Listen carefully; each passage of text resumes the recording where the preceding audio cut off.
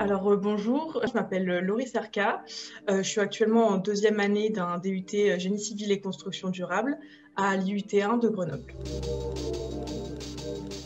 Je suis issue d'un baccalauréat scientifique. J'avais choisi cette filière parce que les matières scientifiques au lycée, c'était quelque chose qui m'intéressait parce que j'aimais l'aspect concret des sciences. Donc c'est pour ça que j'ai choisi cette filière.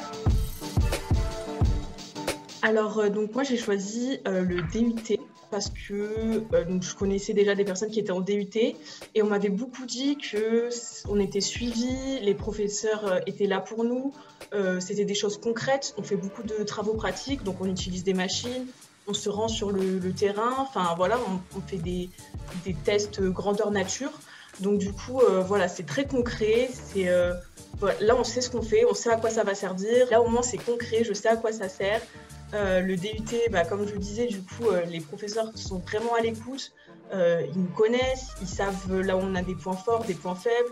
Ils peuvent être là pour nous aider. Ça nous aide beaucoup dans nos études à comprendre, à savoir ce qu'on fait et à pas avancer à l'aveugle en se disant bon, il y a juste les notes qui comptent. Non, là, le but, c'est vraiment de comprendre ce qu'on fait et de savoir à quoi ça sert. Le DUT Génie civil et construction durable nous apprend un panel de choses très vastes. On commence par imaginer un bâtiment, où est-ce qu'on va le placer, est-ce que c'est plus judicieux de mettre sur ce terrain-là ou ce terrain-là. Après, il y a un aspect très calculatoire où faut que les murs ils tiennent s'il y a du vent, de la neige, de la grêle.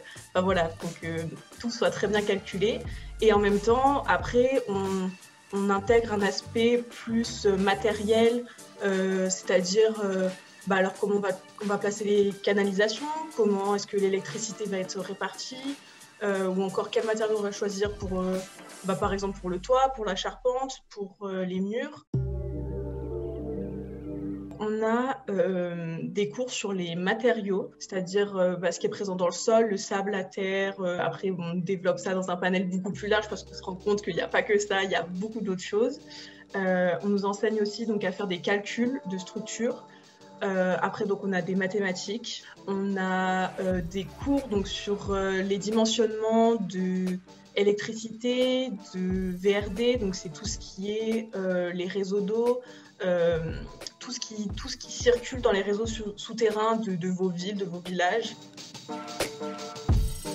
En début de semestre, on a des cours magistraux pour introduire les matières et les nouveaux sujets qu'on va aborder.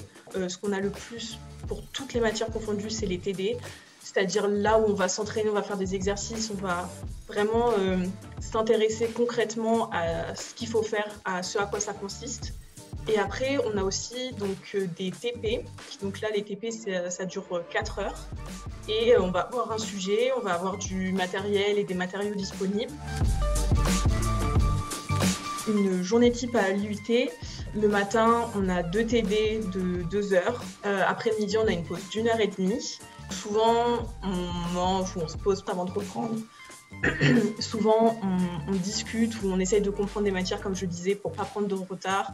Et après, à 13h30, on reprend avec un autre TD jusqu'à 15h30. Et à 15h30, un autre TD, un dernier, jusqu'à 17h30. Après le DUT, j'aimerais bien me tourner vers une école d'ingénieur en alternance parce que, ayant vu concrètement ce que c'est que le génie civil et la construction durable pendant 2 ans, je saurais peut-être un peu plus approcher les choses d'une manière pratique. Donc, je me sens prête à me retrouver en école d'ingénieur. Après, en alternance, parce que j'ai envie de rentrer dans la vie active, d'avoir un travail. Donc du coup, si j'arrive à faire cette école-là, donc ça durerait encore 3 ans. Après, j'aimerais bien travailler dans un bureau d'études.